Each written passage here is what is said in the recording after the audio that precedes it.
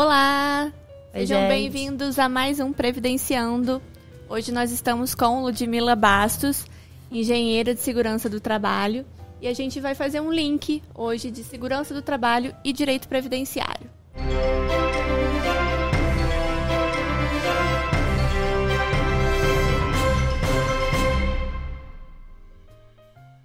Ok, então vamos lá, gente. Vamos primeiro conhecer um pouquinho da formação da Ludmila. Explica pra gente aí qual é a sua formação, onde você formou. Conta o seu currículo aí, pesado pra gente. Pesadinho ainda, de formação. Né? Bom, eu sou Ludmila Bastos, engenheira de segurança do trabalho. Já atuo, né, nesse segmento há quase 10 anos. Minha graduação é em engenharia bioquímica, né, engenharia de bioprocessos. Estudei muita parte de laboratórios, fermentação, biocombustíveis, processos enzimáticos. E depois, né, no finalzinho da graduação, me despertou muito o assunto segurança, né, segurança de processos, segurança do trabalho. E uma coisa que me motivou muito foi pensar a sustentabilidade. Então, sustentabilidade ambiental, sustentabilidade, né, socioeconômica. E essa coisa da segurança ficou ali, me mordeu. E aí eu acabei fazendo especialização em engenharia de segurança do trabalho. Minha graduação e minha pós-graduação, né, foram na Universidade Federal do Rio de Janeiro. E depois eu acabei também fazendo um mestrado em tecnologia de processos químicos e bioquímicos na área de gestão, principalmente de busca por novas tecnologias sustentáveis e tudo mais, né, também na Universidade Federal do Rio de Janeiro. Então, eu sou uma menina da ilha, da Ilha do Governador, que estudou na Ilha do Fundão e depois veio para a Serra. Veio rolar aqui na Serra. E hoje você está trabalhando com segurança do trabalho. Isso. Hoje eu trabalho sendo responsável pelo SESMIT, né, os serviços especializados em engenharia de segurança e em medicina do trabalho, numa fundação aqui na região serrana do Rio. E sou professora no curso de engenharia civil, né, também com ergonomia e segurança do trabalho. Então isso é muito legal, né? Compartilhar com os novos profissionais, jogando a sementinha ali bem no início e trabalhando também ao longo do processo. E legal. Aí, Ludmila, explica pra gente o que faz um engenheiro de segurança do trabalho dentro de uma empresa. Tá. Muita coisa. Eu quase não tenho tempo. Não, Rala bom, pra caramba, tá certo. A gente rala bem, assim. Eu sou apaixonada pela minha profissão, assim, justo porque eu vejo muito propósito, né? Então, o engenheiro de segurança, junto com os demais profissionais, né, da área de segurança do trabalho, né? Então, o técnico de segurança, o médico do trabalho, o enfermeiro do trabalho, o técnico de enfermagem do trabalho, são os profissionais que eles são ali responsáveis pela gestão, né, de segurança do trabalho e saúde ocupacional dos empregados, né? Na verdade, dos colaboradores, porque também tem ali uma corresponsabilidade com os terceirizados. Sim. Então, a gente tem uma visão prevencionista, né, sobre qualquer tipo de risco que possa acontecer. Então, a ideia é que as pessoas não se exponham a agentes ambientais, né, na medida do possível, né, e quando essa exposição ela precisa acontecer, né, por força das circunstâncias, né, você tem um profissional de saúde, não tem como afastar ele da doença, né, da doença do paciente, mas tem como tratar isso com responsabilidade e reduzindo risco de exposição. Então, você pensa estratégias, né? Estratégias de engenharia, estratégias administrativas, ou, em último caso, do uso do equipamento de proteção individual, que é, né, na verdade, a parte mais conhecida do trabalho, né? Parece que quem trabalha com segurança do trabalho é almoxarife de equipamento de proteção individual, e a ideia não é essa. Né? É pensar tudo que a gente pode fazer antes disso. Entendi. Isso é muito interessante. E o link principal que tem, tanto com a nossa área, quanto com a área trabalhista, né? Porque também direito previdenciário e direito do trabalho, eles são áreas muito... São irmãs, a gente fala que são áreas irmãs, elas se complementam em inúmeras coisas. o direito previdenciário, inclusive, ele assessora diretamente a parte trabalhista, né? Então, a tua profissão tem influência direta tanto numa área quanto na outra, né? A questão da prevenção de riscos, ela vai diretamente também aos acidentes de trabalho, doenças profissionais, né? Que fazem diferença ali nas questões trabalhistas e que também vão influenciar diretamente na questão previdenciária, né? E a gente acho que tem um desenrolo de falar agora um pouco abertamente sobre as questões que vão influenciar diretamente no direito do trabalho. Sim. Né? Do direito previdenciário, perdão. Porque no direito do trabalho a gente tem essa questão dos acidentes. O direito previdenciário que a gente tem mais, assim, que a gente lida no dia a dia, são as questões de aposentadoria especial, né? Ou a conversão do tempo de exposição a agentes nocivos para fins de aposentadoria de alguma forma, né? A gente tem muita procura de pessoas que trabalham expostas de alguma forma ou que acham que podem trabalhar e que tem... a gente precisa de documentação elaborada por engenheiros e médicos do trabalho, né? Então a gente tem aí uma demanda boa que depende totalmente da tua profissão, da tua atuação. Né? Sim. Então, no direito previdenciário, né, o que a segurança do trabalho vem trazer pra gente diretamente aos benefícios aí de aposentadoria especial ou aposentadoria comum, né, por tempo de contribuição, em que a pessoa tenha trabalhado exposta a agentes nocivos e a gente consiga fazer aí uma conversão de tempo, que seria aumentar um pouco esse tempinho de contribuição da pessoa. E quem vai ajudar a gente nisso é Ludmila e seus colegas engenheiros, e vão aí fabricar os documentos nossos que a gente documentos. Atestando a exposição das pessoas. Fala pra gente um pouco dos agentes nocivos, assim, para as pessoas entenderem o que às vezes não sabem nem do que a gente tá falando. Então, é normal. Dentro desse contexto da documentação, né, tem alguns fatores que estão dentro desse escopo, desse guarda-chuva de gestão que a gente faz dentro do SESMIT, ou, né, que a empresa tem obrigação de fazer. Então, por exemplo, ainda, né, antes de chegar nos agentes nocivos, registro de acidente de trabalho, que é um item que está lá no PPP. Né, você precisa ter os registros, a gestão de informação, né, em relação a registro de CAT, registro de informações de saúde ocupacional, né, a empresa, por mais que ela não tenha, por exemplo, um médico próprio, né, ela precisa ter ali um médico do trabalho contratado, terceirizado, uma empresa, né, que faça saúde ocupacional para fazer essa gestão, né, dos prontuários e tudo mais. E dentro, especificamente falando dos riscos, né, toda empresa ela tem a obrigação de ter um inventário, né, dos riscos que existem dentro do seu ambiente, né, sob sua responsabilidade. Então, esses riscos eles podem ser de 5 tipos, né, considerando a exposição a determinados tipos de agente, e alguns deles, né, ensejam a questão da aposentadoria especial. Então, vou falar os 5 tipos de risco, né, que são os riscos físicos, químicos, biológicos, os fatores ergonômicos e os fatores de acidente. Né, sendo que os fatores ergonômicos e de acidentes, né, a possibilidade, por exemplo, de uma pessoa se cortar, né, ou sofrer um acidente de trânsito, alguma coisa assim, né, relacionada à ocupação dela, eles ainda não são considerados dentro da legislação previdenciária, se eu não me engano, sim, né? Sim. Mas já os riscos físicos, químicos e biológicos, aí sim. Então, quando que vão acontecer os riscos químicos?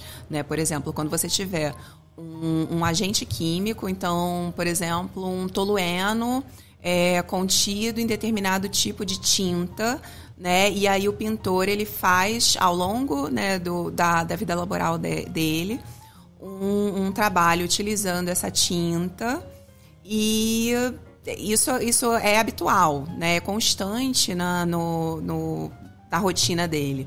Né? Pode ser até que ele não use essa tinta todos os dias, mas ele sabe que naquela semana, por exemplo, ele vai utilizar. Né? Então, o quanto tem de tolueno nessa tinta? né? Eu preciso saber, eu preciso quantificar para saber se aquilo ali representa um risco ou não, né? Um agente biológico, né? A gente tem um profissional de saúde, um médico que atende a um paciente em área de isolamento, por exemplo. A gente tem um médico que tem que entrar ali para atender um paciente dentro do hospital que ele tenha tuberculose, né? Uma doença altamente contagiosa. Né? Qual a habituabilidade disso? Né? Isso representa um risco, não representa? Sim, né? sim. Então, precisa ser feita uma análise. E os riscos físicos, né? Eles têm a ver com a energia que está ali no ambiente. Então, por exemplo, ruído, né? Pressão sonora. Essa pressão, a gente tem ali um limiar, né? Do quanto é considerado saudável a exposição e o quanto, a partir de que tipo de pressão sonora, essa pessoa ela pode vir a ter algum tipo de perda de saúde, né? Então, a ideia é que o documento, né, previdenciário, né, o PPP, ele tenha esse tipo de registro. Mas o profissional de saúde e segurança, ele vai ter aí a tarefa, né, de fazer toda essa análise do inventário, do quanto tem, né, disposição para cada tipo de agente e se isso, à luz da lei, né, tanto da norma previdenciária quanto da norma trabalhista, se isso caracteriza algum tipo de implicação pecuniária.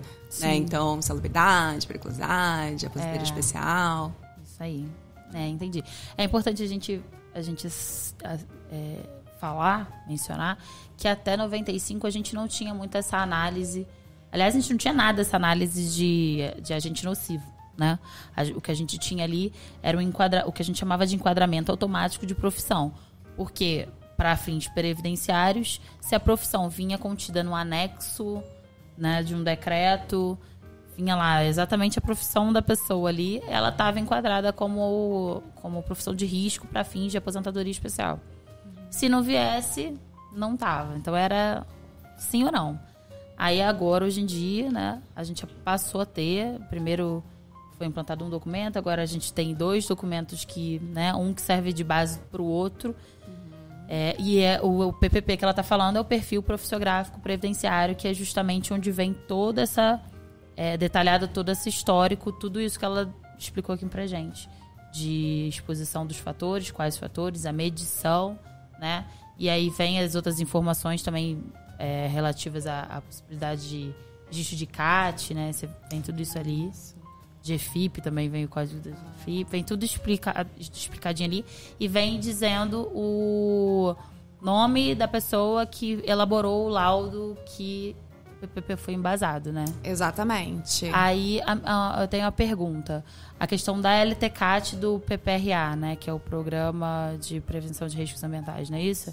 Quando opta por um ou por outro? O LTCAT é o laudo técnico de condições de ambiente de trabalho. Isso. E o PPRA é o programa, né? Exatamente. Bom, o LTCAT, né, esse laudo é o que... Eles são bastante parecidos, né? O LTCAT e o PPRA, que na verdade hoje a gente trata como PGR, né, que é uma documentação mais recente. Eles ambos vão dispor sobre os agentes ambientais, né? E esse tipo de exposição, pensando em cada grupo homogêneo de exposição ou em cada tipo de função, né? Ou se a gente conseguir... o grupo homogêneo de exposição são as pessoas que trabalham com coisas similares, né? Com riscos similares, né? Por exemplo... em determinados cenários, você pode ter um técnico de enfermagem no mesmo grupo de exposição de um enfermeiro, né? Ou de um médico, ou de um fisioterapeuta, enfim, vai depender das particularidades. Né? Ou você tem vários níveis, por exemplo, de auxiliares de manutenção, e aí eles estão dentro de um grupo homogêneo de exposição, né? Só para o pessoal entender. E aí no LTCAT vai ter toda essa classificação. Preferencialmente, para o uso, né, no PPP, o ideal é que as empresas elas tenham o LTCAT. Né? Esse é o top, é o máximo. Né? na ausência do LTCAT, ela pode utilizar outros documentos que tenham também esse tipo de análise. Então, até o PCMSO, que é o Programa de Controle Médico de Saúde Ocupacional, na ausência de outras informações, né, você pode utilizar para embasar o PPP. Então, o mais importante é que as informações que estejam naquele perfil profissiográfico previdenciário, elas sejam embasadas, né? Não pode ser nada inventado, nada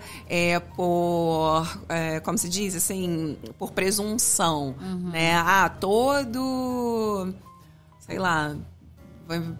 Todo auxiliar de manutenção vai estar exposto a poeiras minerais. Todo auxiliar de manutenção mexeu com gente, me fugiu a palavra. Cimento, por exemplo, né? Não é essa a ideia, né? Você precisa ter uma análise disso, um registro detalhado, exatamente. Que é, na verdade, o contrário do que se fazia, né? Exatamente. Como não existia, né, uma norma, então esses decretos, né, eles qualificavam mesmo profissão. Então, tava lá, técnico de manutenção, mecânico, motoristas, estavam enquadrados e eles não precisavam apresentar documentação nenhuma porque estava implícito que aquela profissão daria direito a uma aposentadoria especial, né? E aí começaram... Isso era bom e era ruim. Porque sim. assim, por exemplo, a gente sabe que a pessoa ali, ela trabalhava como eletricista. Trabalhava ali de eletricista. Conversa com a pessoa, eletricista. Aí lá na carteira vinha escrito auxiliar de elétrica. E aí eu não vou conseguir enquadrar ele até 95 na tabela certinho. Hoje a gente até consegue um pouco, assim, mas vai dependendo muito... Depende muito do juiz. Do juiz, da documentação extra que ele tiver. Se ele recebia uma periculosidade, por exemplo, por risco de vida ali, a gente já... E a gente consegue comprovar, tem um contra-cheque antigo, tinha ali um acréscimo. Então a gente começa já a ter uma facilidade de enquadrar. Mas a regra é que não tem. Enquanto hoje em dia a gente tem um pouco mais de abertura, porque até é uma questão que a gente até fala muito, né? De ter um diálogo com a ponta daí. Porque às vezes quando a gente pega um PPP que a gente vê que tá constando uma coisa diferente do que a pessoa fazia, a gente sabe pelo histórico dela, por onde ela prestava serviço e tudo mais, a gente solicita que a empresa retifique, entendeu? E a gente enfrenta muita dificuldade, porque às vezes não tem os laudos, ou os laudos não são feitos de forma correta, né? Isso que é mais complicado aí. A gente tem visto mais dificuldade.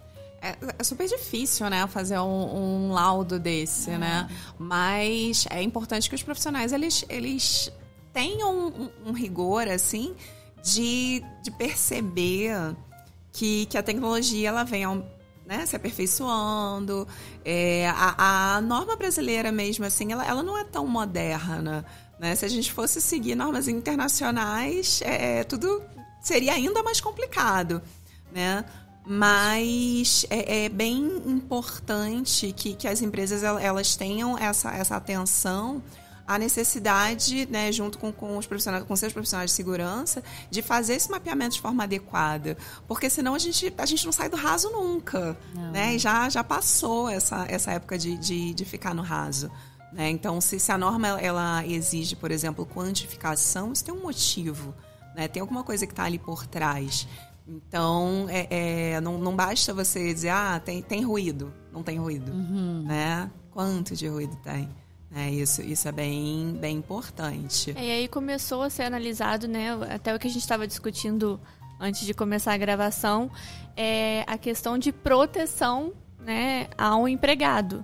Então, antes a gente tinha ali uma tabela, né, que só colocava o motorista, ele tem exposição, mas ele não tinha nenhum equipamento ali que pudesse ajudar. Então, antes ele poderia até aposentar mais cedo, mas a qualidade de vida dele era muito pior. Então, hoje, se a gente tem equipamentos, né, que não vão te ajudar a aposentar mais cedo, né? Você vai trabalhar um pouco mais, mas a sua qualidade de vida é melhor. Você vive mais, também é um ganho, né? Justamente, até porque assim, a questão que a gente estava falando era até nesse gancho de que a nossa população, ela tá ficando mais velha, né? A gente tá tendo aquela inversão da pirâmide. A gente tá tendo uma população que vive mais, que consequentemente trabalha mais, inclusive o estímulo das normas previdenciárias hoje em dia é esse. Você trabalhe mais. Então, ou a gente proporciona, né, através da atuação correta do profissional qualificado, a gente proporciona maior qualidade de vida no trabalho, ou a gente vai ter uma população doente, cada vez mais precisando do sistema previdenciário. Então, a questão de antecipar até a aposentadoria de quem trabalha exposto a esse tipo de agente é muito importante, né? Exatamente. Era o que a gente estava discutindo, assim. A gente fala disso, me vem várias ideias, né? Que se tangenciam, assim. No dia a dia, a gente vê as pessoas muito preocupadas em relação à insalubridade, né? Já falando ali do paralelo do trabalhista, exatamente, né? Todo mundo quer receber insalubridade, mas assim, ninguém pensa na consequência disso. Na verdade, a insalubridade é uma compensação, né? Então significa que você está exposto a alguma coisa que pode te roubar um pouquinho de saúde, pode te roubar um pouquinho de tempo de vida, né? Possibilidades, tá? De pensar na biologia de cada um. Tem gente que vai estar exposto aos mesmos tipos de coisa e não vai desenvolver nada, né? Mas que a lei, ela vem para isso, para compensar, né? Então, se ela está te compensando, não é à toa, né? É porque você está perdendo ali alguma coisa. E mesma coisa em relação à questão previdenciária, mas ao contrário, né? A mesma coisa que ao contrário, não faz muito sentido. Mas no sentido da proteção à saúde e à vida, né? Se você está exposto a algum tipo de agente que é nocivo à sua saúde, o ideal é que você trabalhe um pouquinho menos exposto àquilo. Então, a gente estava falando da legislação internacional, já tem vários países aí fazendo o teste das semanas mais curtas, né? Tem a ver com isso também, né? E dentro do contexto de trabalhos que estão expostos a agentes nocivos, muitas vezes a exposição ela obrigatoriamente é reduzida, né? Então, por exemplo, uma pessoa ela não pode ter um trabalho de 40 horas exposto.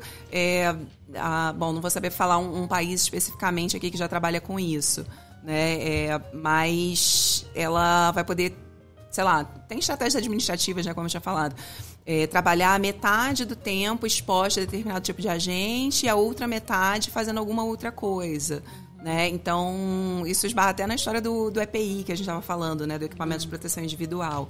É muito melhor que uma pessoa ela trabalhe menos horas exposta a ruído do que ela simplesmente trabalhe 40 horas da semana dela exposta ao ruído, mas utilizando um EPI.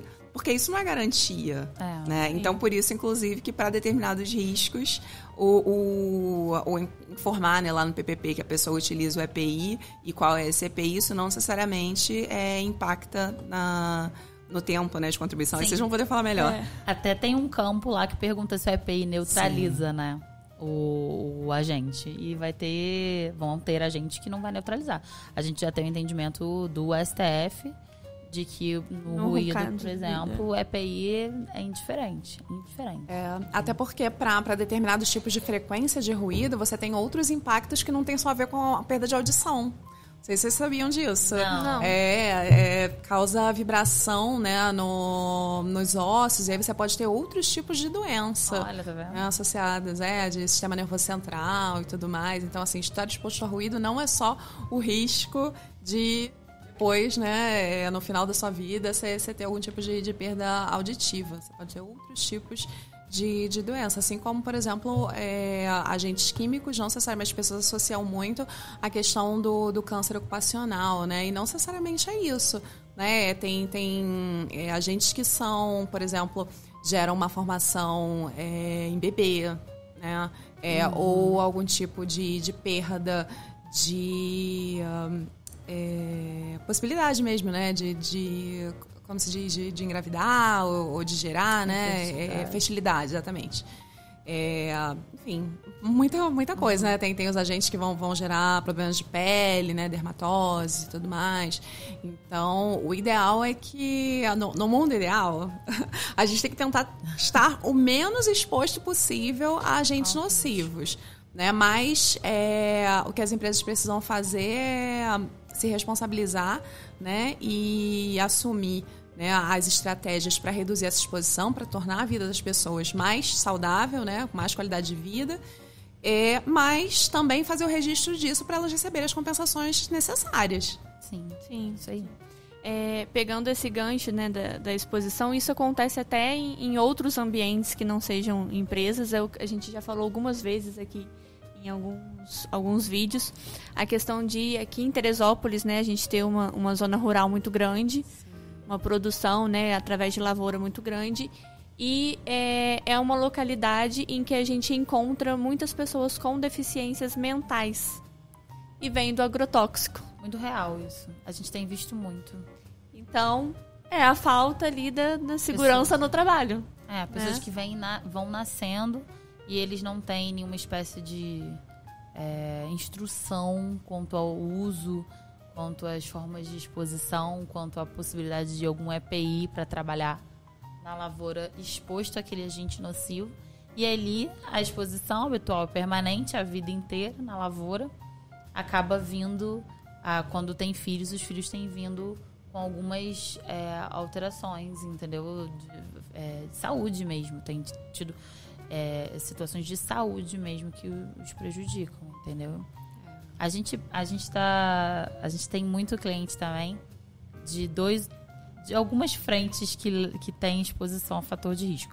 Mas a gente tem visto aeronauta, que a questão da pressão atmosférica tem sido muito discutida ultimamente, né? E o engraçado é que esses têm sido até mais difíceis de a gente conseguir comprovar todo o período, que são técnicos de radiologia. Olha que impressionante. Por quê? A maioria dessas pessoas, antigamente, hoje em dia essa cultura está um pouco mitigada, né? Vamos polemizar. Está um pouco mitigada porque as empresas elas têm tomado umas duras na justiça do trabalho, mas ainda tem alguns lugares que faz algum tipo de pessoas que trabalham dessa forma, ainda tem. Dependendo da forma como é feito, não está sendo feito errado. Mas antigamente era muito mais comum as pessoas trabalharem, terem empresas que prestavam serviços para determinados hospitais na clínica radiológica daquele hospital.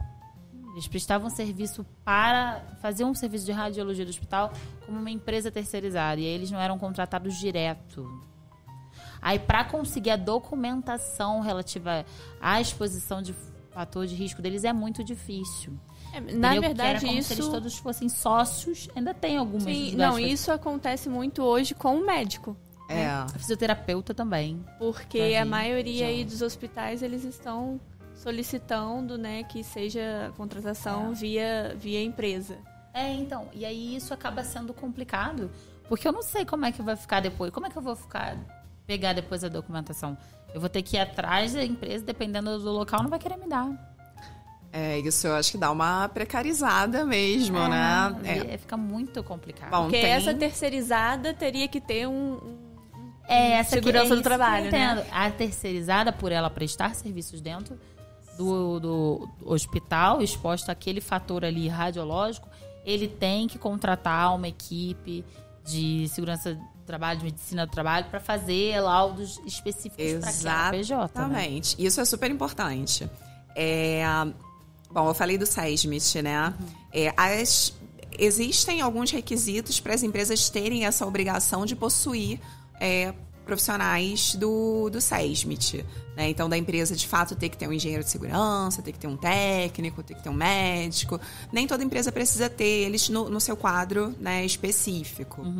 Isso, inclusive, foi um item de norma que há pouquíssimo tempo ele desapareceu, né? E que os auditores fiscais do trabalho... Nossa, difícil falar isso rápido. eles vêm discutindo, né, que o profissional do SESMIT, ele tem que estar dentro da empresa, porque ele tem que entender aquela realidade, né? Ele tem que vivenciar aquilo ali. Porém, né, em empresas que têm um quadro de empregados menor ou que tem um grau de risco associado, né, ao negócio principal da empresa com menos agressividade, assim, né, elas não têm essa obrigação de ter os profissionais de saúde e segurança. Porém, elas não são dispensadas de ter os programas, né, de acompanhamento médico, né, então o PCMSO, e o programa de gerenciamento de riscos, né? Então, essa empresa terceirizada, ela tem sim que ter a gestão das suas informações de risco. Exatamente, para fins trabalhistas, né? A princípio, né? A curto prazo e ao longo prazo os fins previdenciários. Porque senão depois, como que você vai comprovar? Hoje em dia a gente está vivendo um limbo em relação à aposentadoria especial. A gente não tem a regulamentação ainda, né, completa, depois da reforma de 2019. Mas essas pessoas que trabalharam lá atrás, naquele período pós-95 e que precisava de documentação, não tem. Aí eu junto lá contratos sociais das empresas, que tem um monte de sócio. Todos os funcionários, todos os técnicos de radiologia, por exemplo, são funcionários daquela empresa e são sócios da empresa, entendeu? Eles prestam serviço diretamente e o salário entra ali como prolabore, enfim. É muito complicado. E aí eu junto os contratos sociais, mas aí o INSS nega de pronto. Os juízes chegam pra gente e falam, olha, isso aí tá provando que ele era dono da empresa. Por mais que conste a profissão dele na qualificação, não é nenhuma prova de que ele exercia, de fato, a função de técnico. Isso para período antes de 95, né? De que exercia, de fato, a função de técnico de radiologia. E depois de 95, então, eles não têm documentação. Só quem foi, de fato, contratado pelos hospitais, que quando acabaram essas empresas, enfim. É uma situação ainda bem complicada que a gente vive. E tá errado. E é um gancho muito para a atualidade, para a questão do médico. Porque isso está acontecendo muito com o médico. Eles são contratados... Dentista também. Sim. Eles são contratados através de empresa, né? Eles constituem uma empresa para ser contratado. Então, tem que saber aí, já no planejamento previdenciário, né? Que a gente fala sempre, de procurar sempre a segurança do trabalho. E fazer toda uma prevenção para depois você não querer ir se aposentar e não ter a documentação, ou precisar de um benefício e não ter a documentação. É isso. Bem importante mesmo. É isso. Bom, acho que era isso. Tem mais alguma coisa que você queira explicar aí para o pessoal sobre a tua área específica? Ou... tanta coisa, né? Eu acho que é mais... Acho que é aquela questão da periculosidade e da insalubridade, né? Eu pensei nisso, pensei na questão do e-social também, que é uma transição que a gente está vivendo, né? Acho que são dois pontos legais, assim. Falar também para os mais jovens, né? O quão importante é você ter um PPP, então, assim, mesmo que a sua carreira esteja começando, né? Peçam para... Tá se desligando da empresa, sei lá, um jovem... Eu assino muito PPP de jovem aprendiz, né? Que é um contrato curto, então acaba que tem bastante rotatividade dentro das empresas, né? Guarda esse documento. Pelo amor de Deus, coloca ele junto com a certidão de nascimento, né? Acho interessante nessa pegada a gente explicar um pouco, porque as pessoas têm muito medo de ir atrás da documentação, achando que vai ter alguma retaliação por parte da empresa, né? E o que a gente explica é que não vai gerar problema nenhum para a empresa, né? Se ela tem ali aquela documentação, ela pode sim e deve te fornecer. O PPP é um direito, né? O PPP é um direito, é um documento do empregado, inclusive. Mas isso é um ponto muito legal. A gente teve algumas pessoas que já ficaram muito receosas, porque elas solicitaram, geralmente isso acontece assim, solicitou o PPP na empresa, a empresa não entregou, e aí a gente fala, não, deixa que a gente, tendo prova de que a gente já solicitou, a gente entra na justiça e aí pede para o juiz oficiar para apresentar. Nesse caso, o juiz federal no pedido de aposentadoria, não é nada questão Só, trabalhista. Exatamente. Aí a pessoa fala, não, de jeito nenhum, vou ser mandada embora. E às vezes as empresas, elas até ficam assim, né? Não sei, é cultural, é complicado, né? São coisas que a gente tem. A gente teve um recente que aconteceu isso, mas acredito que não tenha sido nem por conta de ter pedido uma documentação. Já bateu ali uma idade, então foi uma justificativa da empresa para não readmitir, né? Ele já tinha sido dispensado, estava procurando emprego de novo e aí começaram a negar. E aí ele pensou que teria sido por conta de ter pedido aquela documentação para a empresa. Na verdade, né, a gente não vê dessa forma, né? Foi uma jogada ali da empresa. Mas eles têm muito medo de ir atrás, de pegar o documento, de ficar em cima da empresa. Ai, mas se eu pedir mais um documento, porque a gente fica... Se o PPP não tá tão bom, tenta o LTCAT. Ai, se eu pedir mais um, eles não vão me entregar, eu tenho medo do que vai acontecer. Né? Eu acho que aí depende muito. Escolha bem a empresa que você quer trabalhar. A situação do Brasil a gente sabe que é muito complicado, né? Mas a ideia é que as empresas não dificultem isso, né? É um direito da pessoa, né? Ter o seu PPP e o seu PPP bem feito. Então, se o PPP está baseado em algum laudo, né? Seja no LTCAT mesmo, seja no PGR, no PCMSO, o que quer que seja, por que não fornecer isso também? Não vejo grande problema. Então... As pessoas realmente não têm... Acho que com jeitinho, né? Não entende, eu acho. As pessoas arriscam na área. De informação mesmo. Né? Pois é. Acho que todo mundo tem que trabalhar nas empresas que a Ludmila trabalhar. Isso não tem problema. A questão do E-Social que você ia falar. Pois é. Todos os PPPs agora que a gente está fazendo, né? De acordo com a instituição normativa vigente do INSS... Eles só podem constar informações até o dia 31 de dezembro do ano passado. Então, vamos dizer, mesmo que seja uma pessoa que tenha o contrato ativo, né? Trabalhei nessa empresa desde 2010, né? E sigo com o contrato ativo. Eu vou pedir um PPP hoje, 2023. Essas informações, elas só vão vir, né, de 2010, ou de quando tenha sido o início do contrato dela, até 31 de dezembro de 2022. Por quê? Depois dessa data, a partir do dia 1º de janeiro de 2022, as empresas... 2023. As empresas elas começaram a ter que enviar as informações a respeito, né, dos agentes nocivos, da exposição de agentes nocivos que existam, né, através do E-Social, que é ali uma base, né, online de escrituração, de informações, né, que vai tudo para o governo. Para o né? Gov. Então, mensalmente, a gente tem a obrigação de fornecer o cenário, o retrato daquele cenário. Né? Então, entrou alguém novo, essa pessoa já vai ter ali associado ao seu CPF o agente nocivo a qual ela está sendo exposta.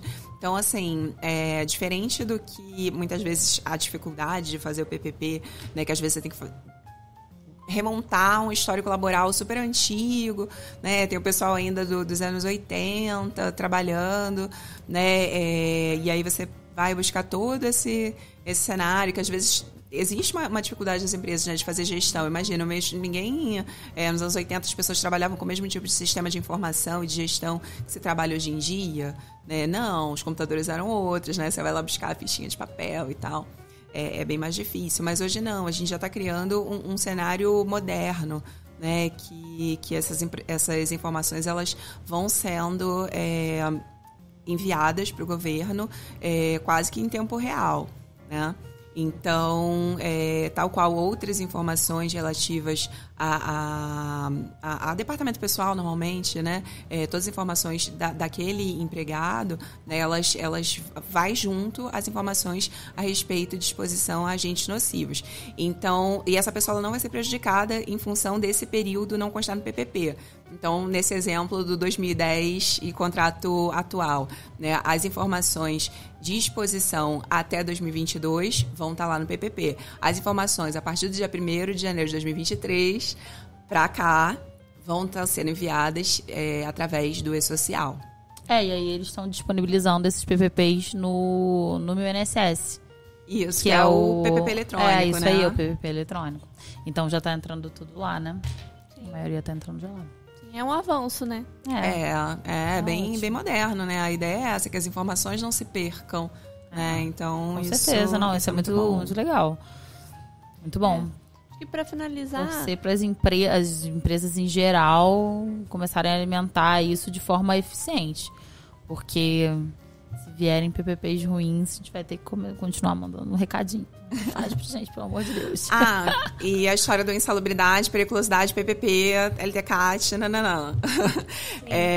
Isso a gente já comentado antes, né? Vocês tinham falado que é uma dúvida também que todo mundo pergunta pra gente.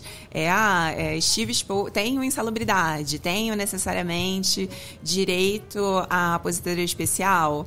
Não. A resposta, né? Não.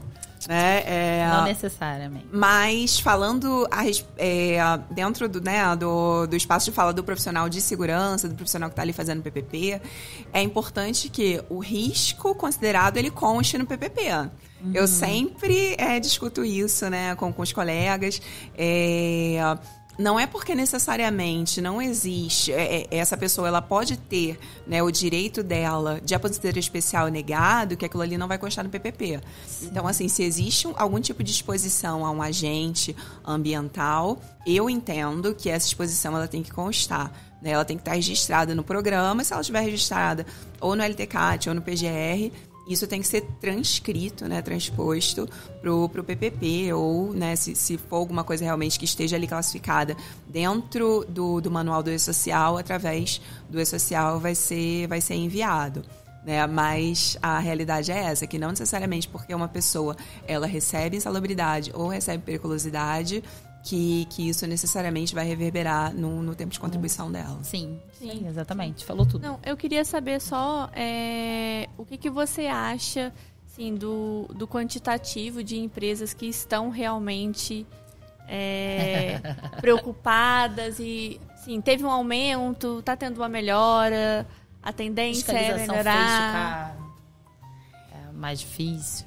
Então, eu entendo, né, e vejo com muito bons olhos a ampliação, assim, o crescimento da importância da segurança do trabalho no Brasil, da segurança da saúde ocupacional.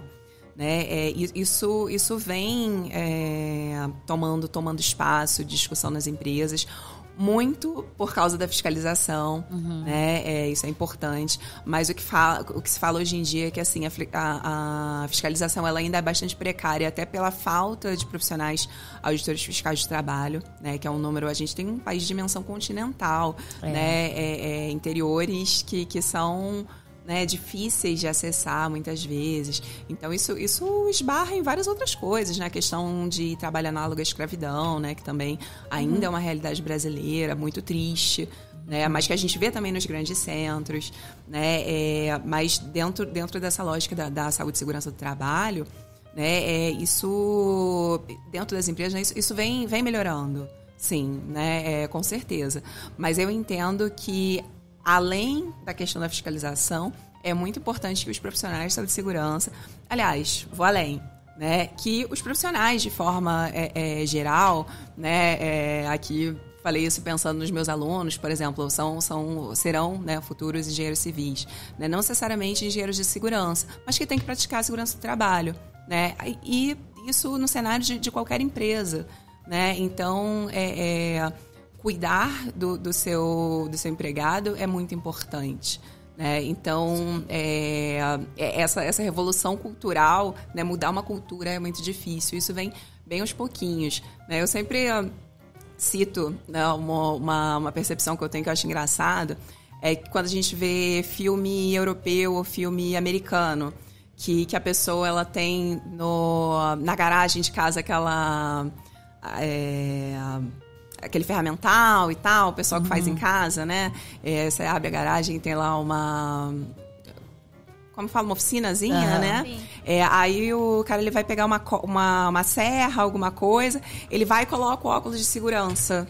É no verdade. filme, já perceberam isso? Mas isso não acontece no filme brasileiro, né? Quando a gente idealiza, por exemplo, o profissional de construção civil, você não pensa naquela imagem toda montada, né? O cara, ele tá de uniforme, ele tá de bota de segurança, ele tá de capacete, né? Sobretudo se for um profissional autônomo, né? Você chama um cara pra ir na sua casa pra montar um piso e tal, você tem a expectativa de que ele chegue ali com um equipamento de proteção, né? Que ele tenha esse cuidado, ou mesmo, a gente mesmo tomando conta da gente, né? Você vai limpar uma janela, você vai subir numa escada, você vai tomar cuidado para, né, pensar o que você está fazendo. Então, esse cuidado, esse olhar sobre a saúde e a segurança, né? Ele vem mudando, vem melhorando. Mas eu acredito que é responsabilidade de todos, sabe? Da gente, enquanto empregado, tomar cuidado. Da gente, enquanto empregador, né? Das empresas. É uma questão comunitária e isso a gente... né, é uma questão de cidadania. Né? Então, voltando ao início, né, que eu falei do meu propósito, né? Eu sou apaixonada pela minha profissão por isso, porque eu vejo propósito. Né? Então, a gente passa a maior parte da nossa vida trabalhando, né? A maior parte do nosso dia dentro do nosso ambiente de trabalho, dentro das nossas atividades de trabalho. E fazer, né, um espaço laboral saudável ou as nossas atividades mais saudáveis é um negócio super importante. Então, vocês, né, como advogadas, prestam atenção, por exemplo, no mobiliário, né, presta atenção na saúde mental, nas pausas, né, na voz, né, na hidratação, né, tudo isso. Estamos quase. Né? Vamos lá. Na saúde, nos exames, né? As pessoas, às vezes, descuidam, né? Depois que se aposentam, por exemplo, enquanto você está ali dentro da empresa, você tem os seus exames ocupacionais, a cada 2 anos, a cada ano, a cada 6 meses, dependendo do que você trabalha. Mas e depois que aposenta? Você continua tomando cuidado? Então é isso. Saúde e segurança, independente da questão do trabalho, para ser um pilar inegociável na nossa vida. Deixar de pensar sempre numa vantagem, porque lá na frente você pode ver uma desvantagem. Exatamente. Isso aí. Adorei nosso bate-papo, foi muito bom. Estamos muito felizes por todo o ensinamento que você nos passou. Aulas. Aí. Aulas. Obrigada. Acreditamos que tenha sido assim, muito esclarecedor para todos. Espero que vocês tenham gostado da forma como a gente também gostou. A gente ficaria aqui... Assunto não falta, né? Pois é. Não, pra mim também foi um prazer. É muito bom falar sobre segurança, sobre saúde do trabalho, entendendo a responsabilidade dos profissionais, a responsabilidade, inclusive, quando as pessoas param de trabalhar, né? Sim. Então, quando elas querem se aposentar. Pra mim é um prazer estar aqui falando sobre isso e na companhia de vocês. E sempre que quiserem, estamos abertos para tomar um café. Isso aí, vamos conversar muito ainda sobre isso. Obrigada mesmo. Obrigada. Tá, gente, esse foi mais um Previdenciando. Curte, compartilha, comenta. Qualquer pergunta para a doutora, mestre.